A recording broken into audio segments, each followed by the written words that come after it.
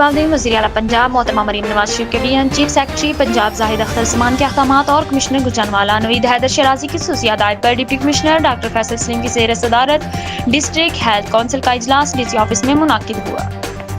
इजलास में additional deputy commissioner general Waqar Akbar Cheema, CEO health doctor Mohammad Abad Yusuf, DHOs doctor Iftikhar, doctor Shakeel Nazar, तीनों तहसीलों के मेडिकल सुपरिटेंडेंट समेत दीगर अफसरान और मुतलका मेंबरान कमेटी ने शिरकत की। डिप्टी कमिश्नर ने डिस्ट्रिक्ट हेडक्वार्टर अस्पताल की बेहतरी के लिए शुरकाए इजलास की मुतफिका राय से हेल्थ काउंसिल के फंड से मुलाजमीन और डाटा एंट्री ऑपरेशंस की दिसंबर की तनख्वाहों, UHI प्रोग्राम के तहत मरीजों के लिए मेडिसिन की खरीदारी, इंटरनेट सर्विसेज की अदायगी समेत दीगर कामों और तिबी सहूलतों की फराहमी की मंजूरी दे दी।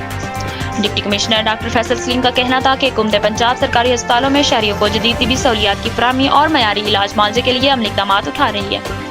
उन्होंने हदायत की कि DHQ अस्पताल समेत तमाम सरकारी अस्पतालों की इंतजामी अमूर और सर्विस डिलीवरी में मजीद बेहतरी लाई जाए और इस हवाले से मजीद बेहतरी के लिए इक़दाम उठाए जाए। सरकारी अस्पतालों के तिबी आलात को हर सूरत वर्किंग हालत में रखा जाए। हेल्थ काउंसलर फंड्स के इस्तेमाल में शफाफियत और तामीर और मरम्मत के काम में मयारी का खास ख्याल रखा जाए।